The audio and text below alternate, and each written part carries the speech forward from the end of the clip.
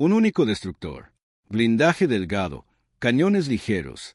Solo en alta mar, en el horizonte, aparecieron sombras. No una, ni 5, sino toda una flota.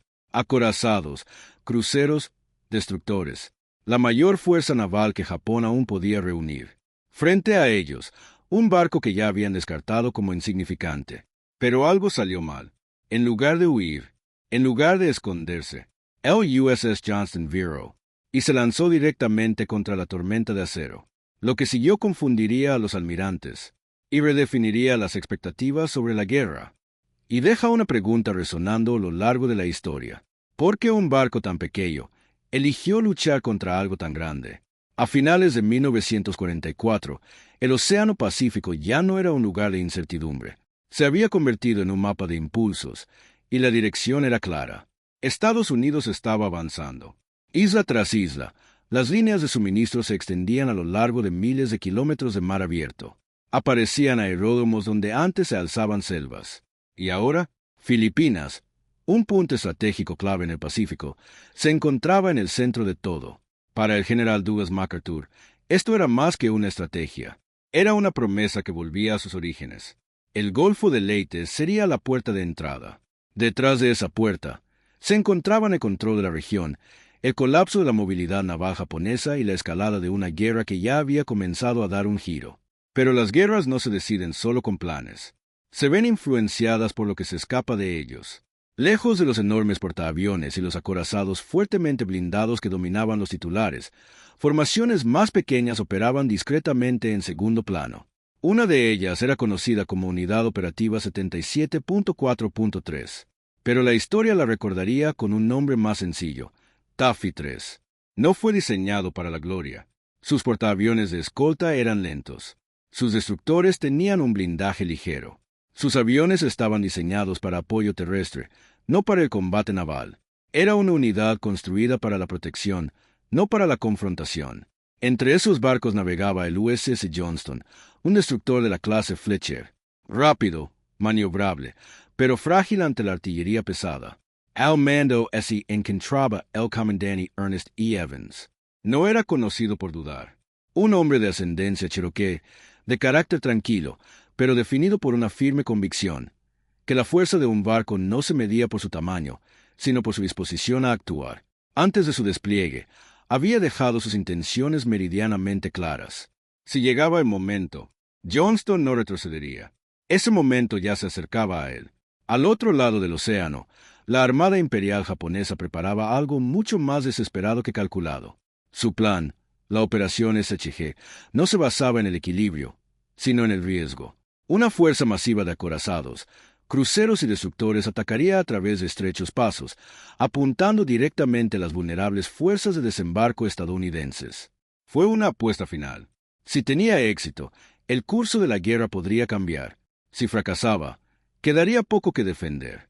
Sin embargo, incluso dentro de este audaz plan, persistían las oposiciones. El mando japonés creía comprender las posiciones estadounidenses. Creían que las flotas más poderosas se encontraban en otros lugares. Creían que las unidades más pequeñas no representaban una amenaza real. Y así, dos fuerzas se movieron una hacia la otra. Uno, fuertemente armado, confiado en su tamaño y fuerza. El otro, subestimado, con escasa defensa y sin percatarse de lo que se aproximaba. Entre ellos, solo quedaba la distancia. Y bajo la superficie de aquella tranquila mañana de octubre, la historia ya comenzaba a cambiar. Al principio, no parecía una amenaza. En el horizonte matutino, tenues siluetas emergieron entre la niebla y la distancia. Formas sin definición, movimientos sin significado. Por un breve instante, los confundieron con algo familiar. Pero la guerra no permite momentos prolongados. A medida que la luz se intensificaba, los contornos se volvían más nítidos. Mástiles altos, superestructuras pesadas, formaciones inconfundibles, acorazados, cruceros, destructores, toda una flota japonesa, avanzando con determinación. Lo que se preveía que sería una operación de apoyo rutinaria, se había convertido en un enfrentamiento que nadie había previsto. Dentro de Taffy 3, la comprensión se extendió no como pánico, sino como incredulidad. Los números no cuadraban. El posicionamiento no tenía sentido. Esta fuerza no debería estar ahí. Sin embargo, así fue. El contraalmirante Clifton Sprague se enfrentaba a una decisión sin respuesta correcta. Sus barcos no estaban diseñados para esto. Sus portaaviones no podían escapar del enemigo en velocidad. Sus escoltas no podían superarlo en potencia de fuego. La retirada expondría a los portaaviones. El enfrentamiento propiciaría su destrucción. El tiempo se redujo a segundos. Se dieron órdenes, maniobras evasivas, cortinas de humo, lanzamiento de aeronaves con las armas que portaran, incluso si esas armas no estaban destinadas a los barcos. La improvisación sustituyó a la doctrina. Pero en medio de esa confusión, una decisión se desmarcó de todas las demás. A bordo del USS Johnston, el comandante Ernest Evans no esperó a tener una visión completa. No calculó las probabilidades. Él actuó. Sin dudarlo, Johnston se giró, no alejándose del enemigo, sino hacia él. No era una maniobra que figurara en ningún manual. No estaba respaldado por ninguna estrategia. Fue una decisión tomada desafiando las expectativas. Un destructor solitario, acelerando directamente hacia la trayectoria de una flota superior. Mientras Johnston avanzaba a toda velocidad, una densa humareda se elevaba en el aire, intentando ocultar a los frágiles portaaviones que se encontraban tras ella. Los cañones estaban preparados. Los torpedos armados. El barco ya no formaba parte de una formación defensiva. Se había convertido en algo completamente distinto. Una línea divisoria fluctuante entre la supervivencia y el colapso. A su alrededor, el resto del escuadrón Taffy 3 luchaba por responder. Otros destructores lo seguían, algunos con vacilación, otros con creciente determinación.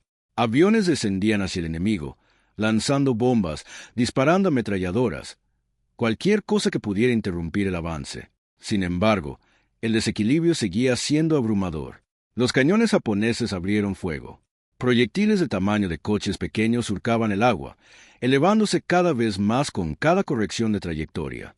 El mar se agitó en imponentes columnas de espuma alrededor de los destructores que avanzaban. Sin embargo, algo inesperado comenzó a suceder. En el seno del mando japonés, la incertidumbre se apoderó del país. La agresividad no se correspondía con la situación. La resistencia no estuvo a la altura de las expectativas. Una fuerza débil no se comporta así. La comunicación falló. Las suposiciones se rompieron. Lo que debería haber sido un avance sencillo, comenzó a transformarse en vacilación. Y en esa vacilación se creó espacio. Un espacio que no había existido momentos antes. Un espacio que un pequeño destructor había creado a la fuerza. La distancia se acortó, y con ella, la ilusión de supervivencia. Ya no había horizonte que estudiar, ni tiempo para interpretar formas. Solo acero, velocidad e impacto. El USS Johnston estaba ahora completamente expuesto. El fuego enemigo no llegó en forma de impactos aislados, sino como un patrón. Disparos de sondeo que se desplazaban por el océano, ajustándose, apretando, fijando el objetivo. Entonces se produjo el primer impacto directo. La nave se estremeció violentamente. El metal se rasgó. Los sistemas parpadearon. Lo que había sido un avance audaz se convirtió en una prueba de resistencia. Pero Johnston no redujo la velocidad. El comandante Ernest Evans, ya herido, permaneció en el puente. Su presencia era firme y sus órdenes precisas. No hubo cambio de intenciones. Solo escalada. A corta distancia, Johnston lanzó sus torpedos. Fue una apuesta calculada, un margen de tiempo muy estrecho entre el fuego enemigo y la proximidad letal. El destructor tenía que mantener su rumbo el tiempo justo, y luego virar en el último momento posible. Los torpedos entraron en el agua. Segundos alargados. Entonces, el impacto. Un crucero pesado japonés fue alcanzado. Su formación se desorganizó. El impulso se rompió. Por un breve instante, el equilibrio se alteró, no en poder, sino en confusión. Johnston siguió avanzando. Ahora se enfrentaba a algo mucho más grande. Los acorazados. Entre ellos, el Yamato, el acorazado más fuertemente armado jamás construido. Sus cañones fueron diseñados para destruir objetivos mucho más allá del alcance de Johnston. Y sin embargo, el destructor se acercaba. El fuego de artillería estalló desde las baterías restantes de Johnston. Proyectiles pequeños, insignificantes en comparación, pero implacables. Cada disparo obligaba a reaccionar. Cada movimiento exigía atención. Los daños se acumularon rápidamente. Los motores del barco fallaron. Las comunicaciones se deterioraron. Los cañones operaron manualmente debido a fallas en los sistemas. El fuego se propagó bajo cubierta. Aún así, continuó luchando. A su alrededor, el resto del escuadrón Taffy 3 intensificó su resistencia. Otros destructores se unieron al ataque. Aviones regresaban una y otra vez, algunos sin bombas, realizando simulacros de ataque para crear la ilusión de mayor fuerza. La batalla ya no se trataba de destrucción. Se había convertido en algo psicológico. En el seno de la flota japonesa, la claridad comenzó a desvanecerse. Los informes eran contradictorios. La fuerza enemiga parecía mayor de lo esperado. La agresividad sugería una trampa, una flota oculta justo fuera del alcance de la vista. Lo que había sido certeza se convirtió en duda. Y la duda, en la guerra, es tan peligrosa como cualquier arma. Entonces llegó el momento. El avance japonés se ralentizó, luego cambió de dirección, y finalmente comenzó a retirarse. No porque hubieran sido derrotados, sino porque ya no comprendían a qué se enfrentaban. Para entonces, el USS Johnston ya no estaba intacto. Estaba aislado. Road-a-Doo. Su estructura se derrumbaba bajo un fuego implacable. Sin embargo, incluso en ese estado final, no se desvinculó. Luchó hasta que el movimiento se volvió imposible, hasta que la resistencia se convirtió en silencio. Y en ese silencio, algo irreversible ya había ocurrido. Una fuerza que debería haber sido destruida había obligado a una flota a retirarse. Cuando finalmente cesaron los disparos, el océano no reveló de inmediato lo que había sucedido. El humo flotaba sobre el agua. Barcos en llamas marcaban el horizonte. Los supervivientes se aferraban a los escombros, dispersos por un campo de batalla que, lógicamente, debería haber terminado de forma muy diferente. Pero no fue así. La flota japonesa, más grande, más fuerte y totalmente capaz de aniquilar, se había alejado. Las fuerzas de desembarco en Leyte permanecieron intactas. La invasión continuó. El impulso de la Guerra del Pacífico no se quebró. Lo que había intervenido no era una potencia de fuego superior. Fue una resistencia que no debería haber sido posible. El USS Johnston había desaparecido. Junto con ella, muchos de sus tripulantes, hombres que habían manejado armas a mano, cumplido órdenes bajo una presión imposible y permanecido en sus puestos mucho después de que la supervivencia ya no fuera probable. El comandante Ernest E. Evans no abandonó el barco. Sus acciones serían reconocidas posteriormente con la Medalla de Honor, pero el reconocimiento llegó después de que se conoció la realidad. Un líder que eligió la acción por encima de la preservación y una tripulación que lo siguió sin dudarlo. El coste fue permanente. Sin embargo, el efecto se extendió mucho más allá de ese único barco. La batalla de Samar puso al descubierto un aspecto más profundo de la guerra naval. El plan japonés, si bien poderoso, se basaba en la precisión y la confianza. Una vez que la confusión entró en juego, comenzó a desmoronarse. Sus comandantes, ante una agresión inesperada, interpretaron la resistencia como una muestra de fortaleza. Se retiraron no porque hubieran sido derrotados, sino porque ya no confiaban en lo que veían. Y ese momento de incertidumbre cambió el resultado. Para la Armada de los Estados Unidos, la lección fue igualmente profunda. La tecnología importaba. La potencia de fuego importaba. Pero ninguna de las dos podía sustituir la iniciativa, ni la voluntad de actuar con decisión cuando la estructura fallaba. Taffy 3 no había seguido un plan perfecto. Había creado uno, en tiempo real, y al hacerlo, preservó una operación que tenía un enorme peso estratégico. Sin embargo, durante años, esta batalla permaneció en un segundo plano en la historia, opacada por enfrentamientos de mayor envergadura, reducida a una nota a pie de página en una guerra repleta de acontecimientos trascendentales, quizás porque no se ajustaba a las expectativas. Una pequeña unidad no debía enfrentarse a una flota superior. Un destructor no debía desafiar a los acorazados. Y la supervivencia no debía surgir de semejante desequilibrio. Pero la historia no siempre sigue el curso previsto.